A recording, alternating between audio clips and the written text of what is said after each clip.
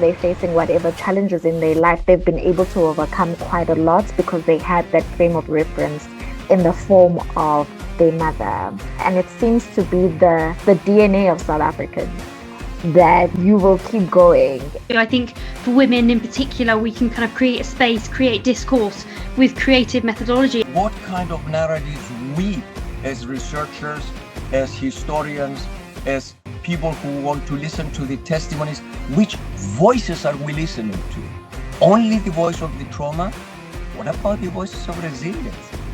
So it's not either or. It's not either they were damaged or they were strengthened. It's both. How do you think this might differ if you were to look at, for example, sons, men in the family who have been subjected to, for example, the lack of emotional availability that mothers tend to have as a result of experiencing such trauma?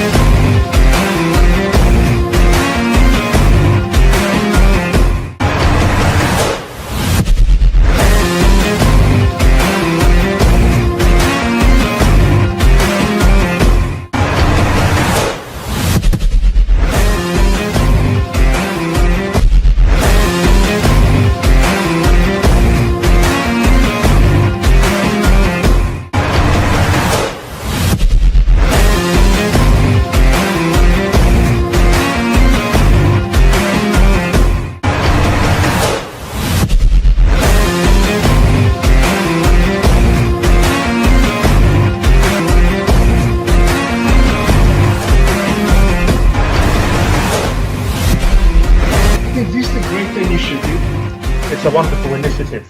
The Global South Network opened new horizons for judicial cooperations. Global South Network provide a platform for meaningful dialogue and collaboration, fostering efforts to build a more equitable and resilient legal landscape. GSN network continues to expand areas of activity, further strengthening its impact and reach. The universal concept of justice compels us to join our efforts, and this is the forum for promoting the same goal. Well deserved for the hectic activity you have made.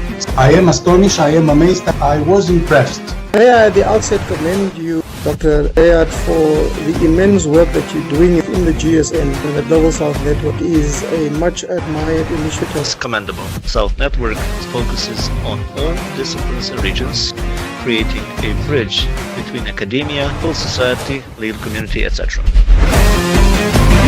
We are being criticized for doing our job and for upholding the federal constitution. Like I have said in the past, I will not bend to such lame pressures and insinuations. Dr. Norman Riat, the founder and convener of the Global South Network, visionary leadership has established a vibrant forum where judges, academics, and practitioners from around the world can share and exchange ideas. I would like to point out that Dr. Riat's initiatives have not only enriched comparative judicial dialogue, have also fostered mutual understanding of the diverse challenges that courts face in safeguarding the rule of law and constitutionalism. After all, what would you do as a colonizer from the global north, conditioned by a systemic othering mindset and driven by economic lust built on commodification, including the commodification of human beings? This last question is not so easy, a bit complicated. The Global South Network provides an important space to share experiences and learn good practices from one another. Dialogue takes on a particular importance thanks to Global South Network, which allow us to believe in a better world of the rule of law.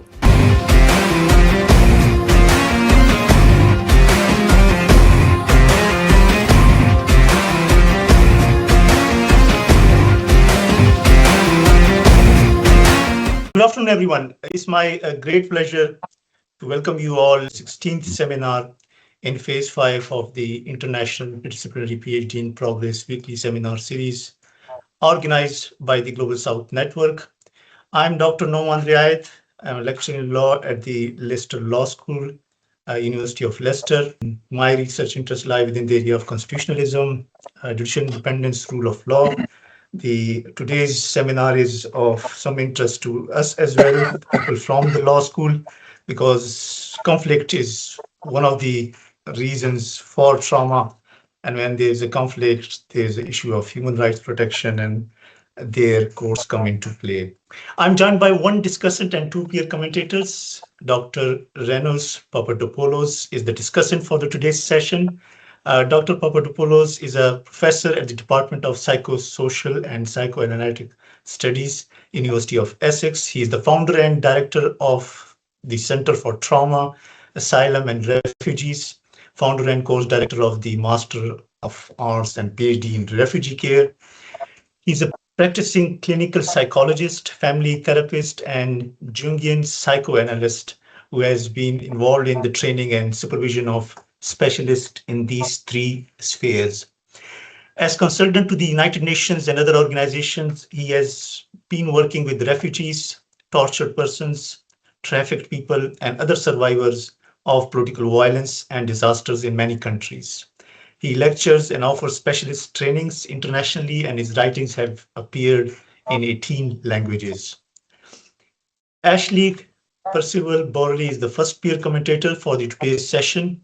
Ashleigh is a doctoral candidate in the Department of History at Durham University. Her research forms part of the Liverhume Trust-funded project, Special Operations Executives, Covert Action, and the British Cultural Imaginary.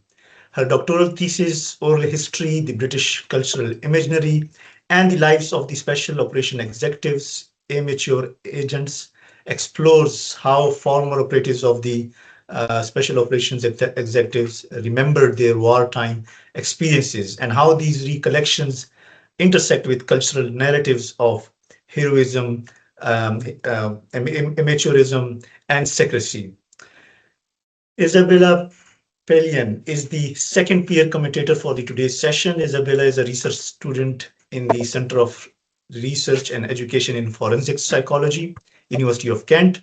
Isabella's research focuses on the social, psychological, and contextual factors underlying female perpetrated violence and knife crime. Her work examines how gender, justice perception, and relational dynamics shape both offending and public responses to violence. Finally, it's my great pleasure to introduce our guest speaker, star of the session, Ayanda Mhlongo, who is a PhD candidate in multidisciplinary gender studies at the University of Cambridge. Her ongoing PhD research examines historical and intergenerational trauma in South Africa, with a particular focus on the lived experiences of Black female freedom fighters and their families. Her work sits at the intersection of gender studies, African studies, and memory studies, and is grounded in qualitative phenomenological approaches. Today, Ayanda will present part of her PhD project titled Historical and Intergenerational Trauma among Black women freedom fighters in South Africa and their adult children. She will speak for about 30 to 35 minutes, followed by 5 to 10 minutes of comments from our discussants and peer commentators. If time permits, we will then open the floor for a 15-minute question and answer session with the audience. Ayanda, we are delighted to have you with us today. The screen is now yours. Thank you so much. I really appreciate that. Good afternoon, everyone. My name is Ayanda Mhlongo. I'm a PhD candidate at the University of Cambridge, and as it has been said, my study focuses on historical and intergenerational trauma among Black women freedom fighters and their children in South Africa. Essentially, my work explores the voices of Black women freedom fighters and their children, particularly daughters, to understand how trauma, silence, and resilience are carried across generations. So the study foregrounds how apartheid's racial, gendered, and colonial violences continue to reverberate across generations. So the study foregrounds how apartheid's racial, gendered, and colonial violences continue to reverberate across generations. So while scholarship on the liberation struggle has tended to prioritize male-centered narratives and nationalist accounts of resilience. This study centers the often erased, muted voices of Black women who participated in political military movements, as well as the children who inherited, yes, both their sacrifices, but also their wounds. So I draw on qualitative, in-depth life story interviews with 10 Black female freedom fighters and 10 of their adult children. So the study essentially illuminates how trauma is embodied, transmitted, and negotiated across generations.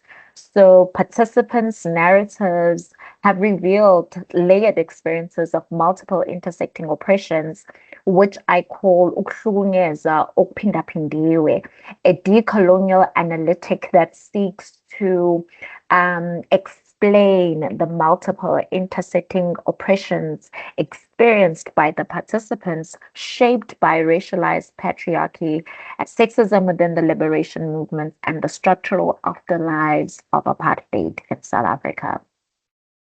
So with my participants, many of them describe navigating dual systems of domination. On one hand, there's the racist colonial violence from the state, as well as the patriarchal violence from the states. In addition to that, there's also the patriarchal violence from comrades within the struggle. So you find a situation where they're experiencing racism, sexism from the apartheid state, as well as patriarchal violence from comrades within the struggle that they were fighting alongside with to remove the clause of apartheid from the nation of South Africa. So the children in turn articulate the emotional, the psychological, as well as the socioeconomic legacies of these histories, which includes petrification, grief, silence, resilience, as well as a fractured sense of belonging. So as adults in post-apartheid South Africa, these children are negotiating a democracy that promised freedom, but continues to reproduce inequality, racialized, gendered, and classed inequalities, revealing how historical trauma shapes identity, aspiration, opportunities, political consciousness in a country that is still marked by the unfinished work of liberation.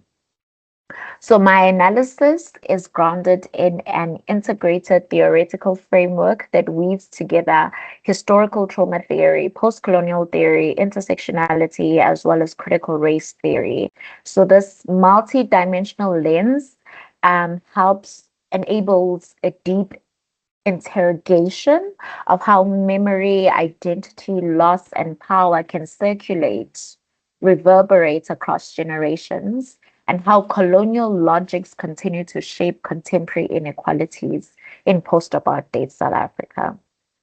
So methodologically, the study innovates through a combination of phenomenological inquiry as well as creative methodologies, which include poetic renderings, object-based storytelling, as well as narrative vignettes. So these creative forms serve as an act of witnessing the atrocities that were committed in the lives, upon the bodies of my participants, and it honors the participants' emotional truths, as well as it resists the erasures of conventional archival and academic languages. So reflexivity became very central in this process, considering my own positionality as a Black South African woman, but also as a descendant of freedom fighters. So the findings, which I will discuss, reveal that historical intergenerational trauma is not a residue of the past, but I describe it as a living embodied inheritance, traumatic inheritance that continues to shape the well-being, the agency, the socio-political identities of both generations. So the study argues that South Africa's transitional justice mechanism particularly the tool that was used in the form of the Truth and Reconciliation Commission, were limited in addressing the gender dimensions of harm, for example, providing psychosocial support, mental health assistance, the structural roots of inequality, as well as the long-term psychosocial needs of Black female freedom fighters.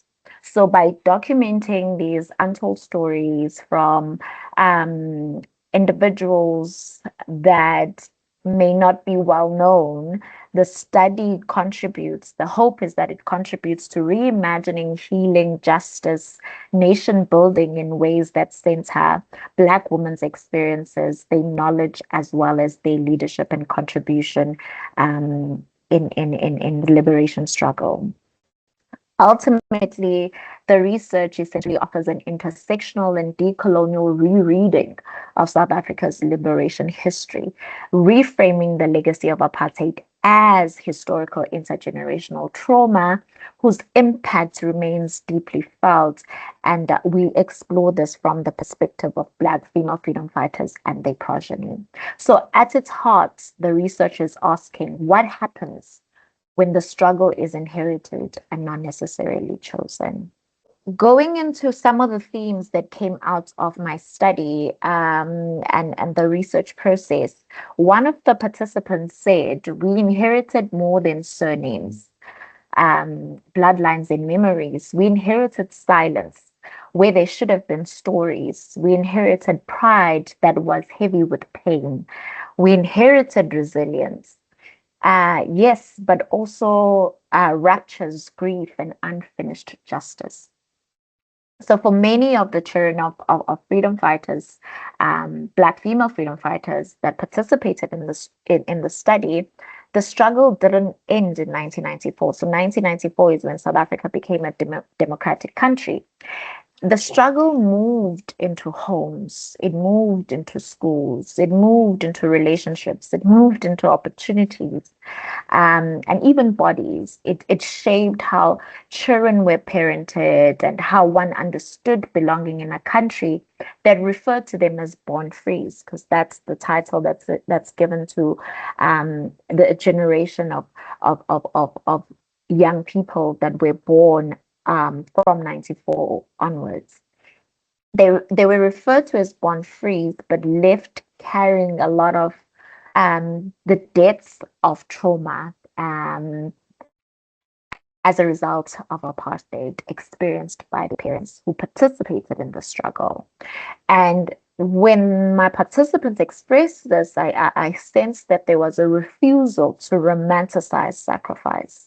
And that statement that I read is a reminder that liberation was not just a political event. It became a generational inheritance. And for them, it was unevenly distributed and deeply gendered.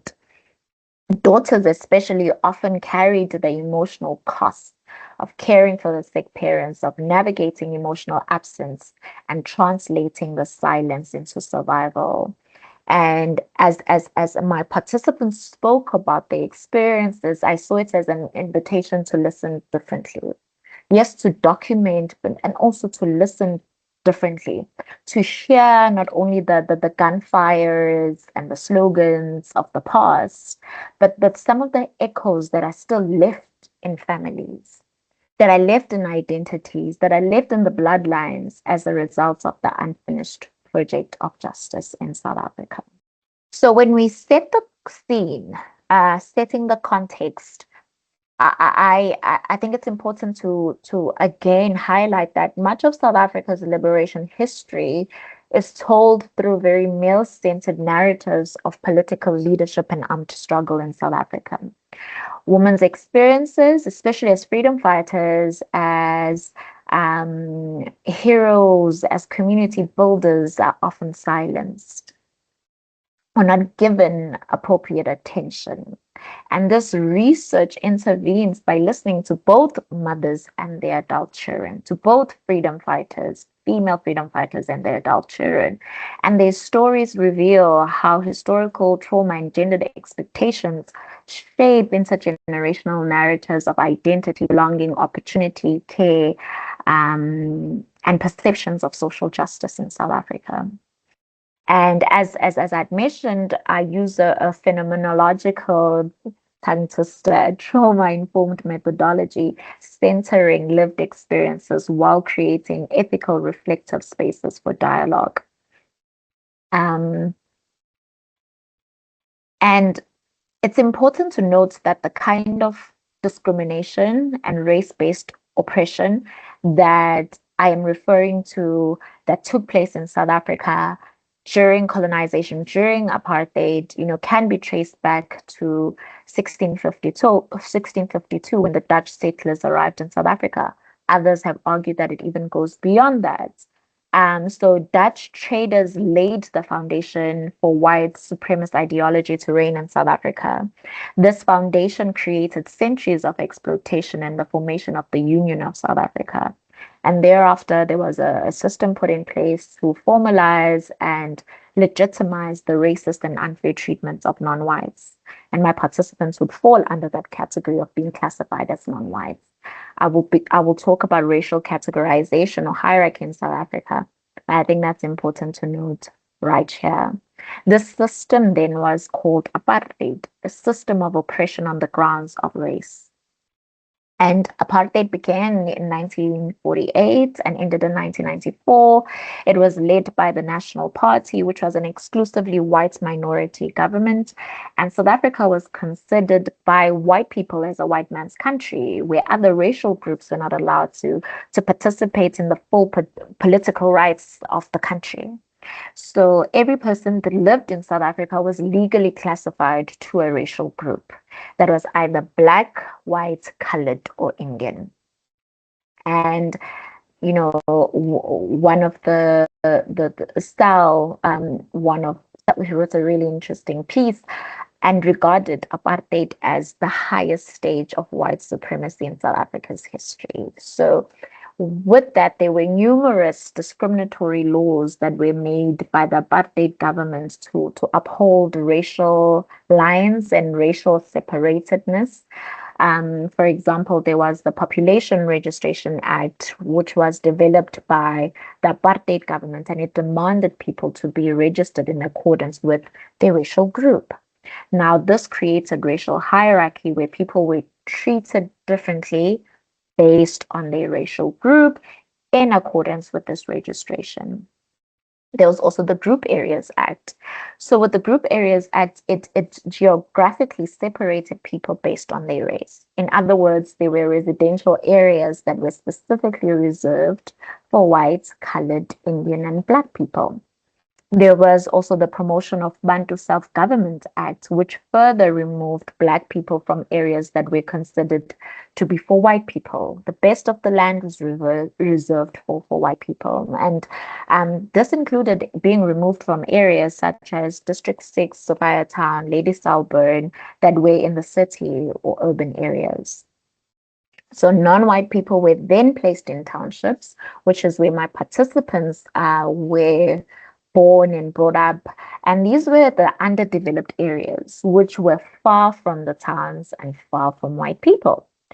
There was also the Bantu Education Act that provided poor education to non-white South Africans, and the attempt here was to limit the educational potential and furthering racial inequalities by preventing further education. So these discriminatory laws and practices legitimized racial separateness and institutionalized white supremacy. So during this time, however, many movements were formed to resist this white supremacism of apartheid, this agenda. And Black women joined these anti-apartheid movements. For example, Black women were part of political organizations that were developed to oppose apartheid in South Africa. This included the African National Congress, known as the ANC, or the Pan-Africanist Congress, the PAC, Inkatha Freedom Party, IFP, there was the Black Consciousness Movement, and so many others. And in all these movements, Black female freedom fighters fought alongside Black male freedom fighters for the liberation of South Africa. So in the first phase in 1949, female freedom fighters were part of the program of action that involved strike action, protests, petitions, and other forms of nonviolent resistance. In 1952, which was the second phase, female freedom fighters were involved in the Defiance Campaign, where they intentionally violated the apartheid laws and offered themselves up to be arrested. For example, they would, sit in the buses that were reserved for white people or use toilets that were reserved for whites only. So this tactic was deployed in the hope that as the number of people in prison increases, the apartheid system would collapse. And South Africa would then receive international support. But even though 8,000 people ended up in prison, it was not enough to overthrow the apartheid regime. And these realities encouraged these anti-apartheid movements, for example, to turn to armed struggle. For example, the ANC turned into armed struggle. Previously, before the 1960s, the ANC was fully committed to using nonviolent ways in the struggle against apartheid. However, on the 16th of December 1961, MK Umkhonto weSizwe, the military wing of the ANC, was founded. And Umkhonto weSizwe, when we translate it into English, it means the spear of the nation, was formed and became the military wing of the ANC. It was developed by the ANC and the South African Communist Party as an army of the people that was meant to deal with the political, the social, and the economic oppression of Black people by the apartheid regime. Both male and female freedom fighters were welcomed to join Umkhonto weSizwe, but men were often regarded as best suited to lead and engage in political violence. And this sidelined women to the private sphere as auxiliary militants, while men were centralized to the public sphere as leading militants. So such actions denied women their political agency and attempted to write them out of history as female freedom fighters and struggle heroes. So while fighting for the liberation of South Africa, Black female freedom fighters experienced multiple layers of oppression. For example, they had to deal with the historical and intergenerational trauma that was introduced by the apartheid regime. Additionally, they had to deal with the racism, with the racialized patriarchy from the colonizer, and they also had to deal with patriarchy and sexism from Black male freedom fighters. So fundamentally, the lives of Black female freedom fighters were affected by these multiple intersecting oppressions, these layers of oppression. We've now set the scene, and I think it is important to start talking about the themes and the empirical narratives that came out from engaging in the research process and speaking to my participants. One of the themes that I want to touch on is parenting with trauma. So Kim, one of the participants, recalls her mother's emotional unavailability, and she says, Kim, struggled to tap, or she, the mother, struggled to tap into my emotional needs because she did not tap into her own. It was a result of what she was made to become in exile. So her reflection here is powerful. And as I was engaging with her, I realized that her reflection is not coming from a place of blaming, but it was as a resistance to the hierarchy of pain that was created as a result of the persisting nature of apartheid. Her reflection insists that her wounds are legitimate alongside her mother's, that there is more than a personal grievance that we are seeing in the statement.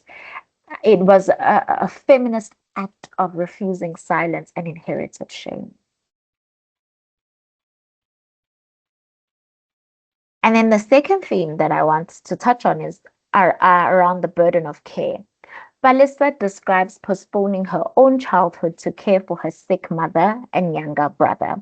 Her sick mother, by the way, went into exile and is a freedom fighter. So Palisa, being young, ended up having to postpone her childhood to take care of her sick mother when she came back to South Africa in 1994.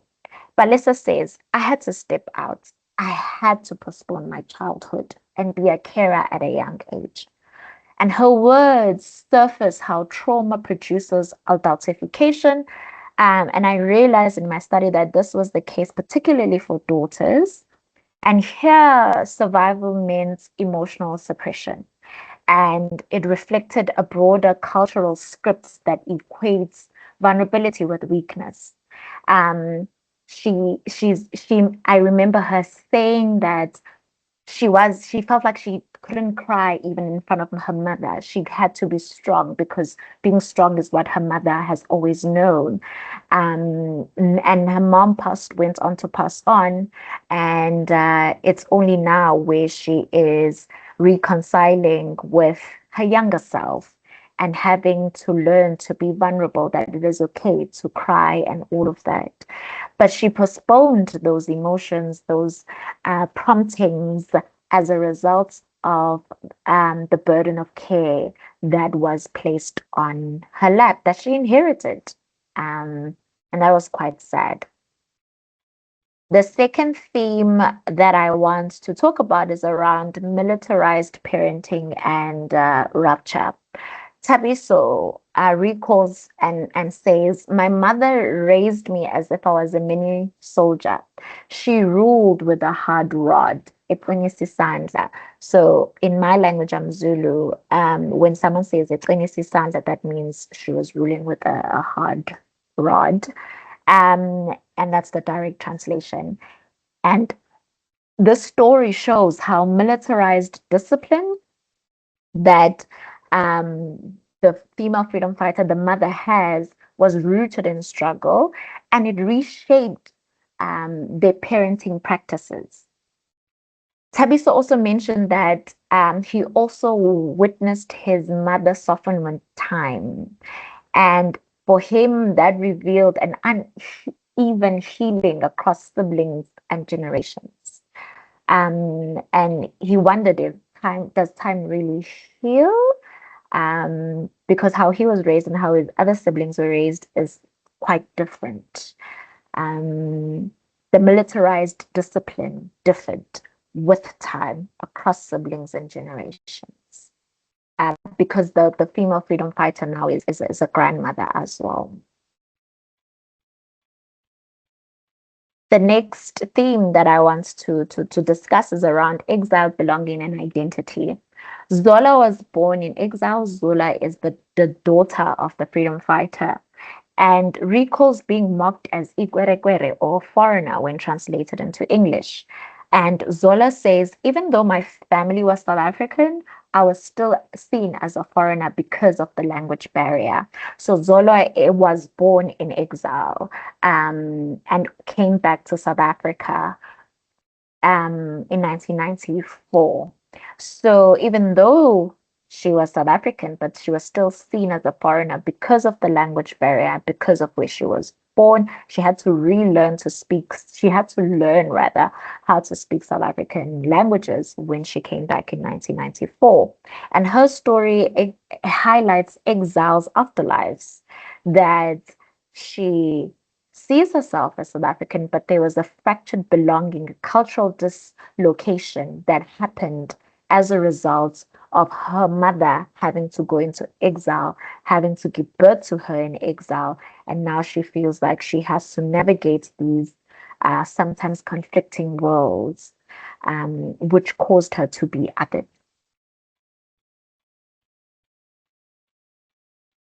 And on the topic of intergenerational trauma, there's another theme was around the myth of being born free. Nokanya, the child of a freedom fighter, talked about post-apartheid triumphalism and symbolic reconciliation. And Nokanya says, if people born from 1994 are born free, then why are they still struggling now? This freedom is dumb, or in English language, it's stupid. So her critique exposes the hollowness of symbolic freedom without material justice.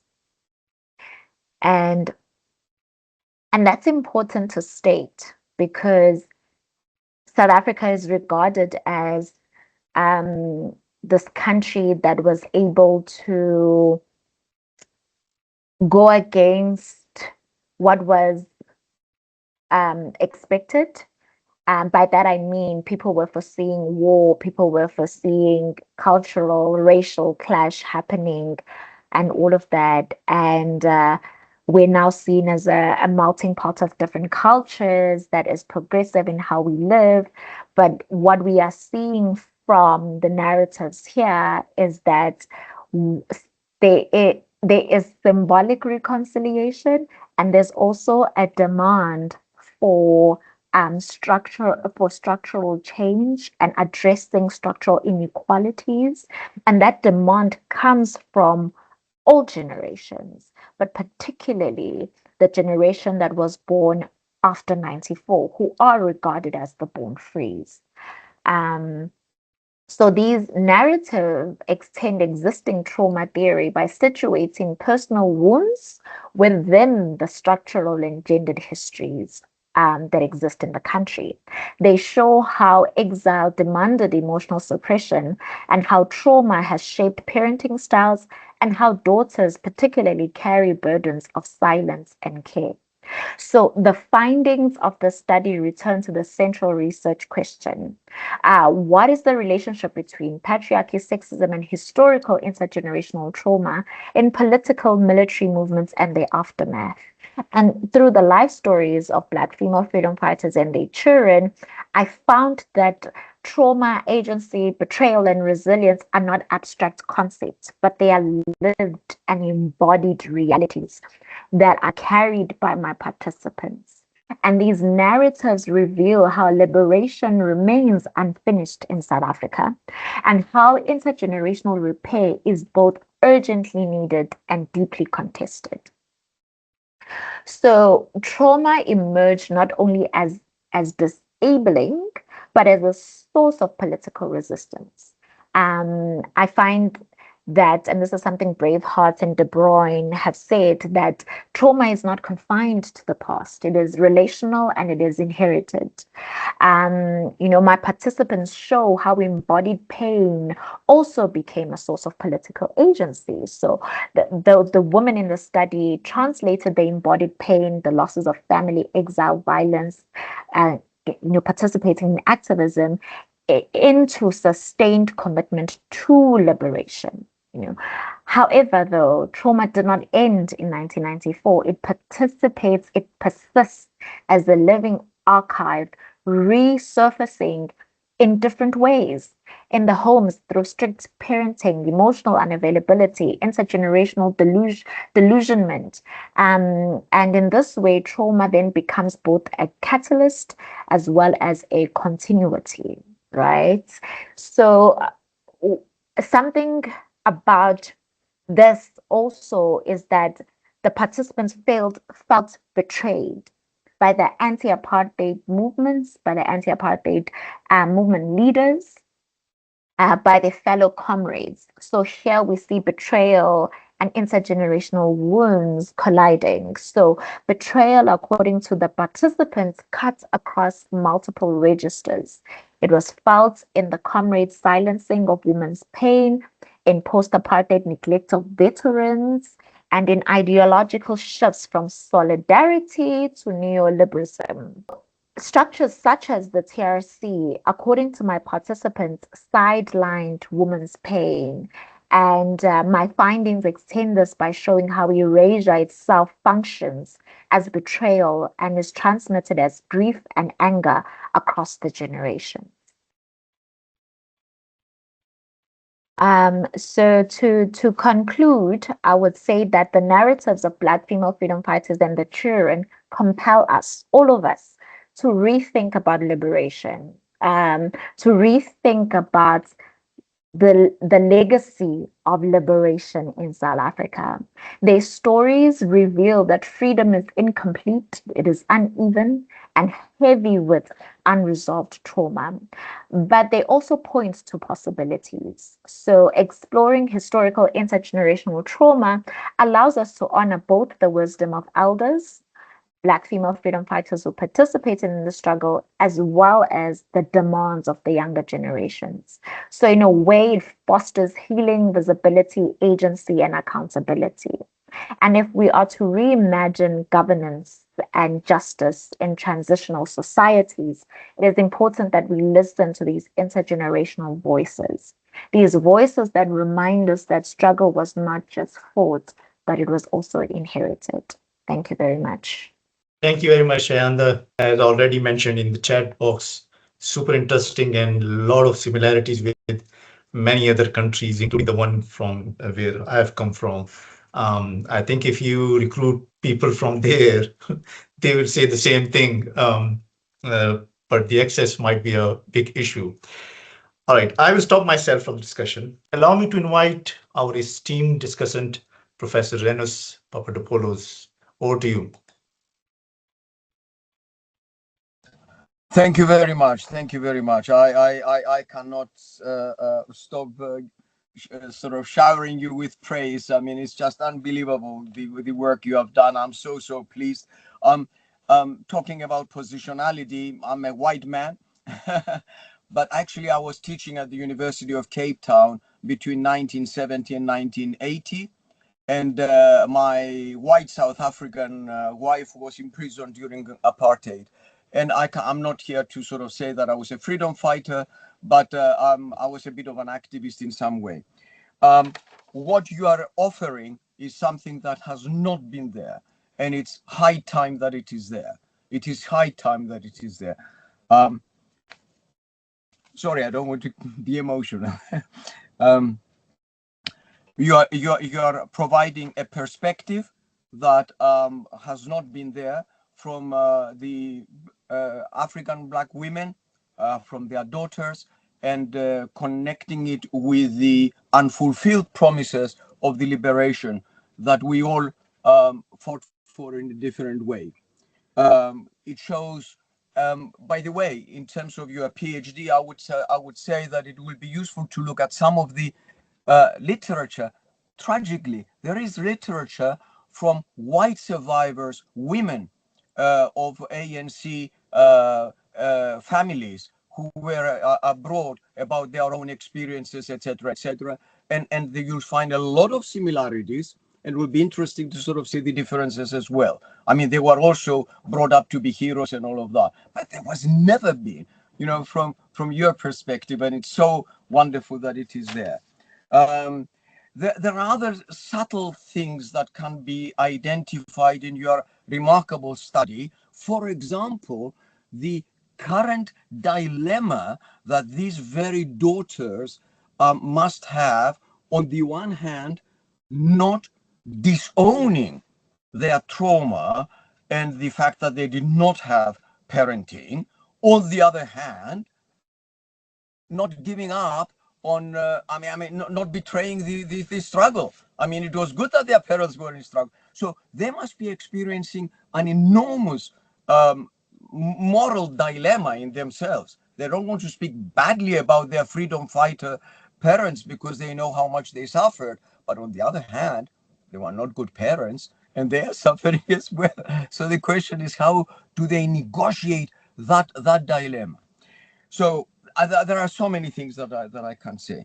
But I'm coming into something that I would like to emphasize a little bit more.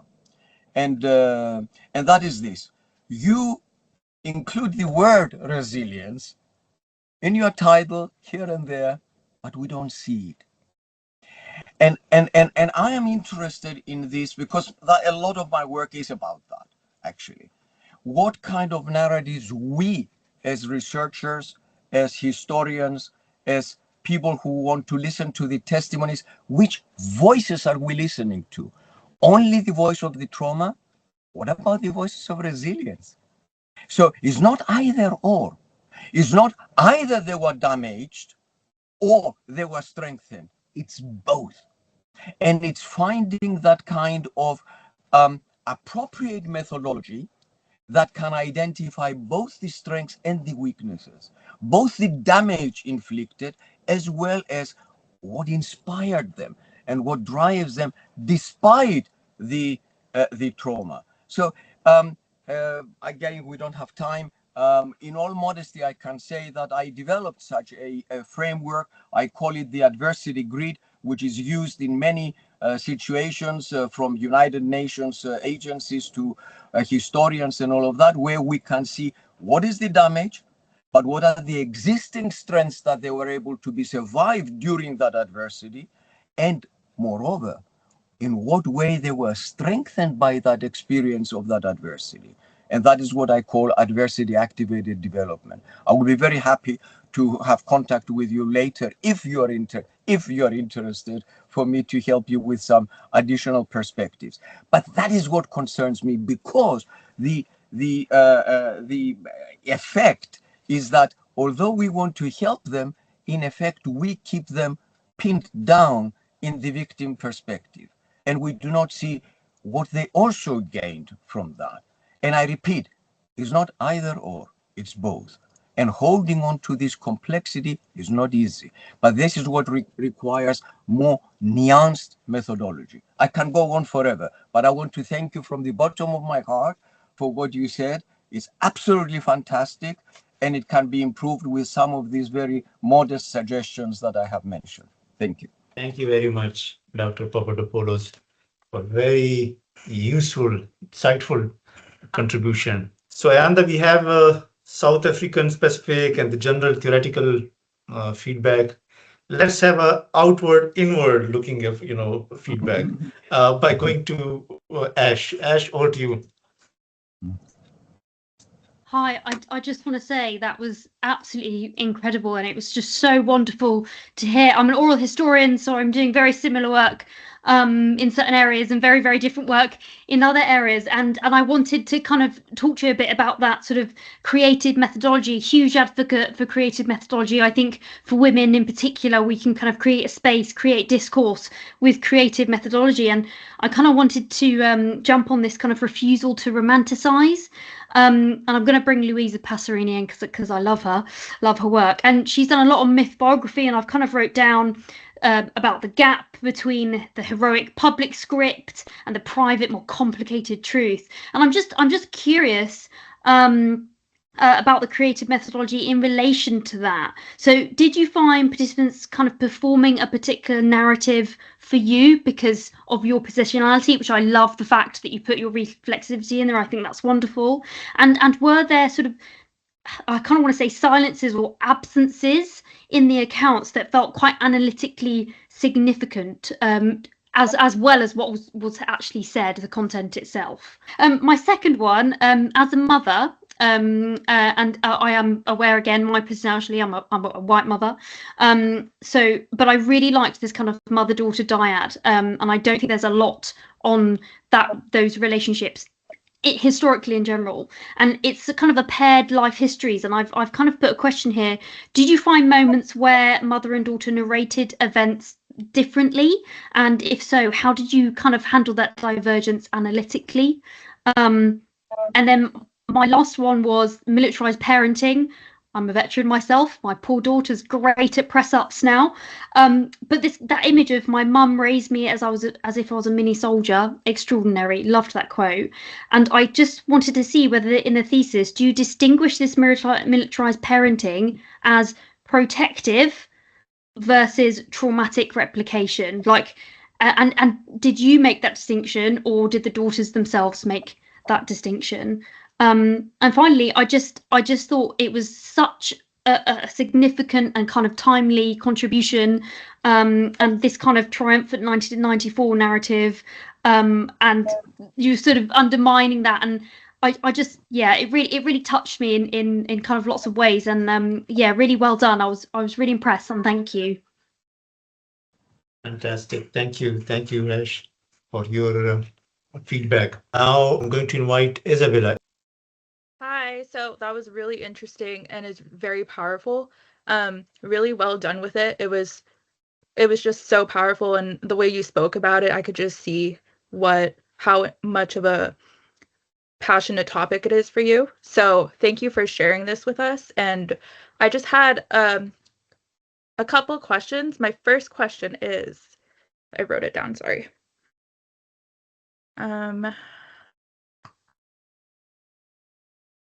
Well, I do see that you kind of approach this with a feminist kind of perspective, and you're looking at mothers and daughters. So my question for this around this would be, how do you think this might differ if you were to look at, for example, sons, men in the family who have been subjected to, for example, the lack of emotional availability that mothers tend to have as a result of experiencing such trauma? Because I did see that you did talk about how women were subjected to a lot of trauma within the struggle as well, by men who were also fighting alongside them. I'm just wondering how this affects their sons as well. Although I really do appreciate and the importance of looking at the mother-daughter dynamics, because as you said, they were silenced, and I feel like it's women in general being studied is there's a lack of research on women in general. So I think it was really important that you took kind of that perspective going into this. But yeah, I just had a question regarding how it looks within sons in the family and how that kind of shows up as intergenerational trauma. Thank you very much, Isabella, for your feedback. Now I invite Ayanda to respond to these comments and questions. You just to highlight, you do not need to answer all questions. You can later on, get in touch with either of the peer commentators and discussant to continue the discussion. But we do acknowledge that it's a PhD in progress project, so you may wish to address those questions which you prefer to do so. Over to you. Thank you very much. Thank you so much. I thoroughly enjoyed the feedback, because you're helping me to sharpen my arsenal. So this is great. I appreciate that. On the topic of, I loved what you said, Prof, about, I went to UCT. So I went to UCT, I taught at UCT, so yay. About like the dilemma between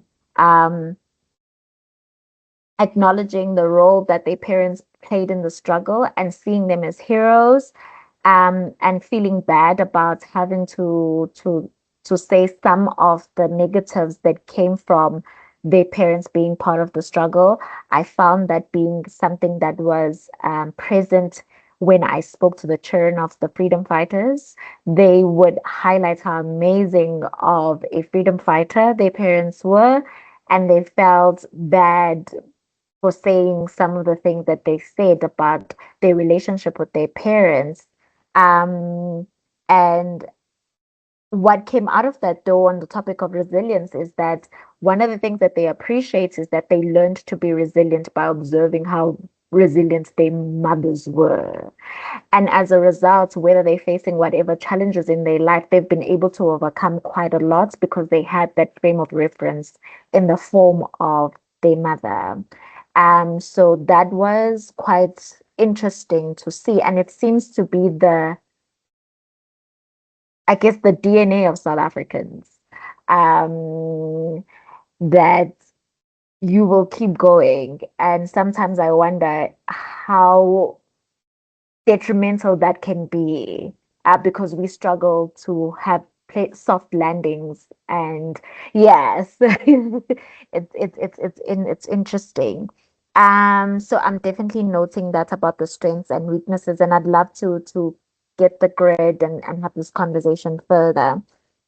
And then Ash spoke about the negotiating the power dynamics between myself and the participants.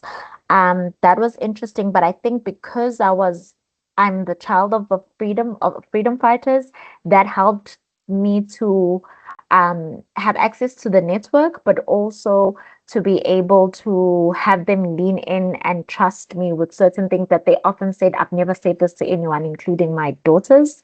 So that was interesting. So it gave me proximity and responsibility. And that's an interesting relationship because that meant that I couldn't approach the study as a detached observer.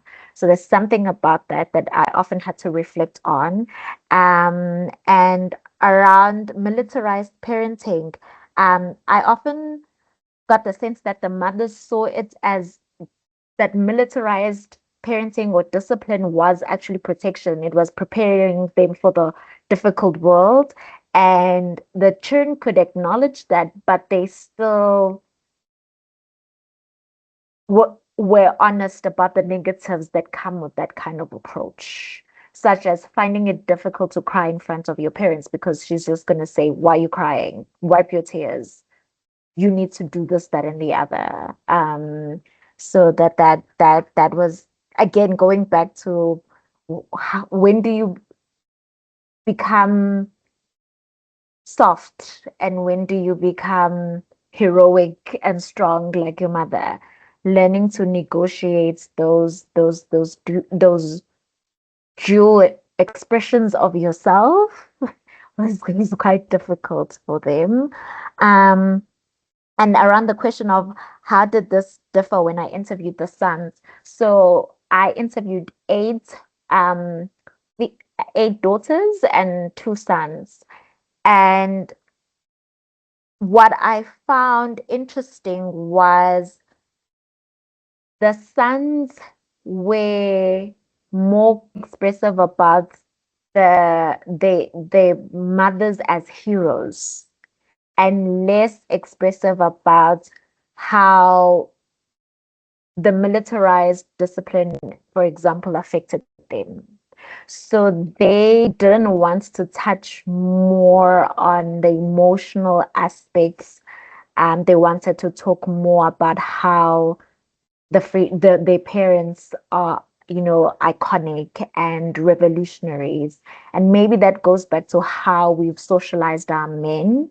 There's that. I also felt like maybe if I was male, they would have been more comfortable talking about that. So there, I wonder if my makeup as a female got in the way of them being able to trust me with their emotions because of how society has socialized our men. So there's that, how much of their masculinity could they package with emotions around me without overwhelming me? It's something that I wondered if that was something that they were constantly thinking about or reflecting on. Yeah. Thank you very much, Ayanda. I think we still have 2 minutes, and I'm happy to take one question from audience. Is there any question or any comment? There are a few there in the chat box, but if someone wants to, Vishnu, over to you. Yeah, thanks very much, and thank you, Ayanda. It's been such a pleasure to hear you. This isn't a topic that I share passion with, and I've been working on what I call it latent trauma that is held within, but then not oftentimes expressed. And what I've been looking at is, how that latent trauma actually gets transmitted across generations. And what I found is that the latent trauma is particularly pronounced in sons and daughters, as opposed to the people and an individual who have experienced trauma themselves. So whilst I don't have any questions, but I'd love to hear more about your research and perhaps see areas where explore areas where there will be synergy and looking forward to the conversations. Yeah. Great. Thank you, Vishnu, for your comments. So I think we are almost reached the end of the event. Thank you, Ayanda, for your super interesting presentation on a very much important topic. It's very timely. World is full of conflicts. You see here and there, east and west, north and south, full of conflicts. It's very unfortunate. And I think this does offer a lot of lessons to all those countries and societies, their experiences, traumatic experiences. Thank you, Professor Papadopoulos, Ash, Isabella, for your very useful comments and comparative insights. Thank you all who attended the session. The Global South Network invites all PhD students from any part of the world, any disciplinary background, to present their work and receive interdisciplinary feedback. So anyone interested in presenting their work or giving feedback on a PhD student's project, please feel free to get in touch with me at the email leicgsn@gmail.com. Same time next week, let's meet our next guest speaker from the University of Cambridge. They are going to present on democratization in Indonesia. Until then, look after yourself. Take care. Bye-bye.